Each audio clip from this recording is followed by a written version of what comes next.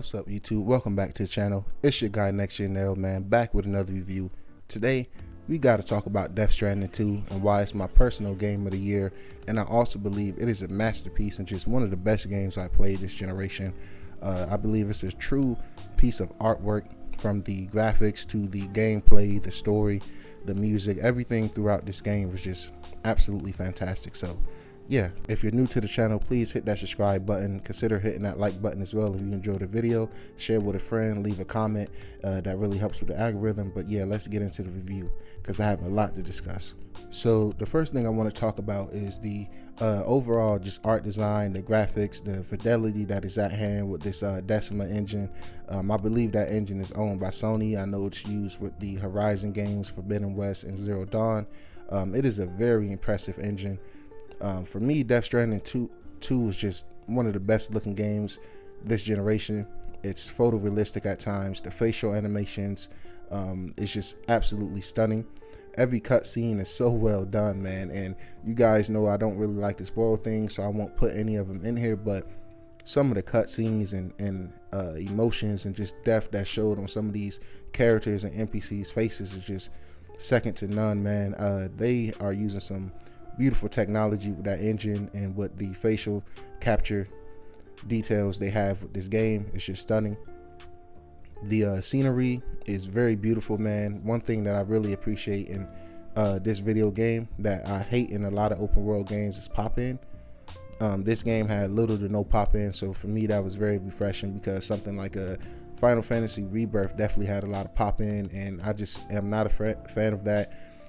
Especially the way Mark Cerny and them guys marketed the PS5 and the SSD and all of that. I was hoping that specific graphical bug, or just I wouldn't really call it a bug, but just, you guys know, pop-in has existed in video games for as long as video games has existed. But this game, man, is beautiful for as far as the eye can see, man. It's absolutely gorgeous. The settings, the environment, whether it's Mexico or Australia, I love the different effects that happen depending on the weather. So if you're in Mexico and it's heavy raining, you know, some of the rivers will overflow. If you're traveling through a mountain in Australia, which was some of my favorite quests in the game when I had to deliver and go through the mountain, you know, you can have avalanches where the snow can come down the mountains, man. Just the real world earthquakes and stuff like that really makes the game stand out more and separates it from Stranding 1, which I think was, you know, a huge step up in improvement, man. So yeah, man, this game is absolutely beautiful. The details, the cloth physics. I played on the PS5 Pro, but you know, according to a lot of my trusted YouTubers and, you know, technical channels like Digital Foundry, it's very impressive on the base consoles as well. So on the graphical side of things, man, Kojima absolutely nailed it. This game is beautiful. I can't state that enough, man. It's just absolutely gorgeous, man. No matter what you're doing, it's beautiful, man, and it's extremely detailed. But that shouldn't be surprising to anyone who played and enjoyed the first game as well. So enough about the graphics. Now I want to talk about the overall gameplay, you know, the combat, the movement, everything like that. The gameplay, I think, is a huge step up from the first game, especially, you know, something like the pacing. The pacing in this game is absolutely fantastic. I know that ties in with the story and stuff like that, which I'll talk about in the next segment of this video. But this game gives you a lot of freedom with how you want to approach missions, and it gives you a lot more variety in missions as well, whether it's more frequent with the recovery missions or rescue missions, or just, you know, missions where you absolutely have to depend on combat to go in, hack terminals and stuff like that. So the gameplay, in my opinion, is leaps and bounds above the first game, but it also improves on the things that I loved about the first game as well, whether it's, you know, traveling the world and coming across structures from other players, you know, whether it's a bridge, whether it's a ladder, whether it's a rope so you can go down a mountain, an anchor. Everything like that to me is really dope without having multiplayer in the game.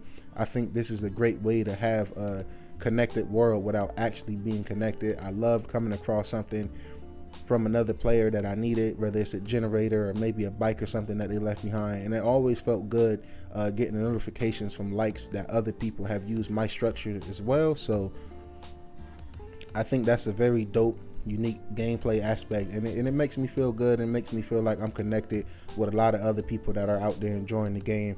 And when you take a unique route that you think nobody else will take, and then you get notified that somebody else took that route and used maybe your ladder or something like that along the way, man, it's just an absolutely fantastic feeling, man, and I really love it. Combat is a huge step up in my opinion. Traversal is a step up as well. Vehicles seem to be more frequent. It's a lot more weapons, whether it's melee weapons, grenade launcher, homing missiles. The boss fights in this game is bigger and better than ever.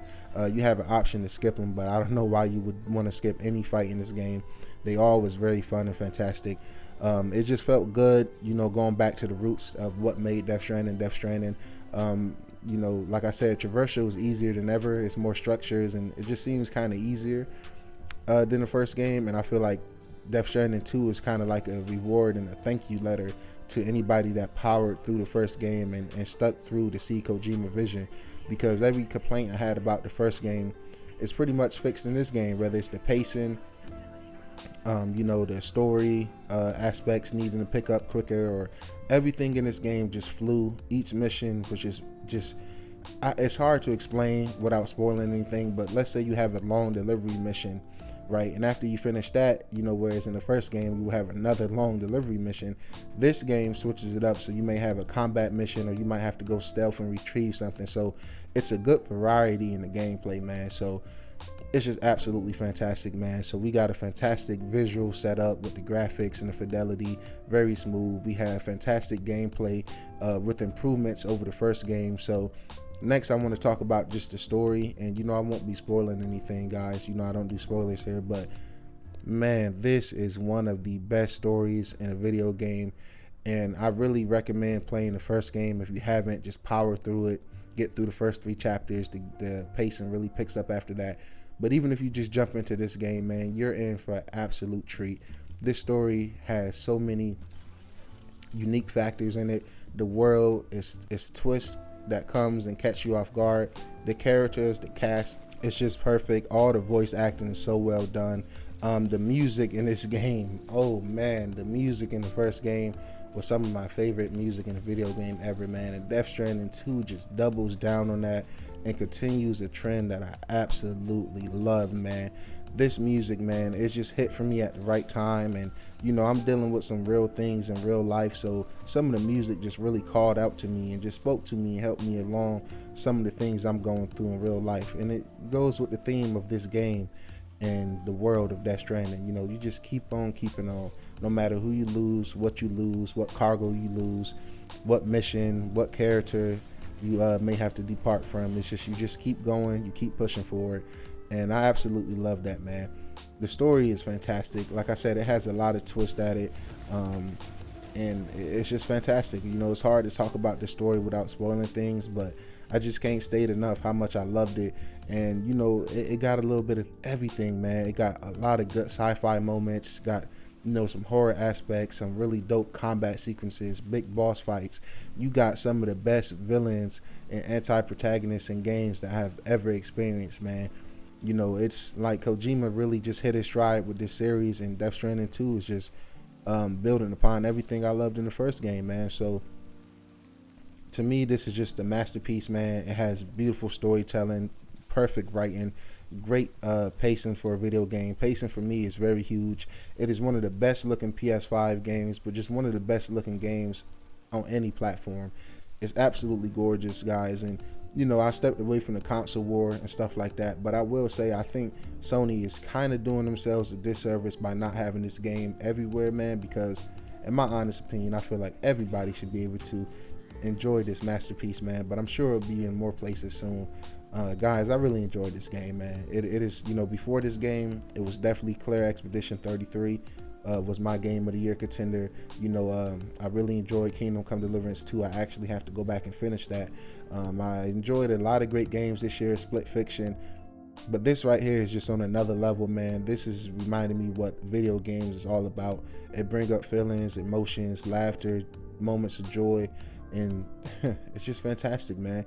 One last thing I also want to just throw in is I love how it utilized the DualSense as well, because quite frankly, sometimes DualSense utilization for me can be hit or miss, But most first party Sony games tend to do it well, and this is another one that does it extremely well, man. So that's just been my review of Death Stranding 2, guys. I hope you guys enjoyed it. I don't want to do too many spoilers. I just want to, give you some key talking points from my perspective of important things like the graphics, the attention to detail, the story, the world, and stuff like that, man. So it means a lot having everybody support me and rock out with me, man. I really appreciate everyone. If you can please hit that like button, subscribe, and share this with a friend, I will really appreciate it. And I'll catch you guys in the next one. Peace.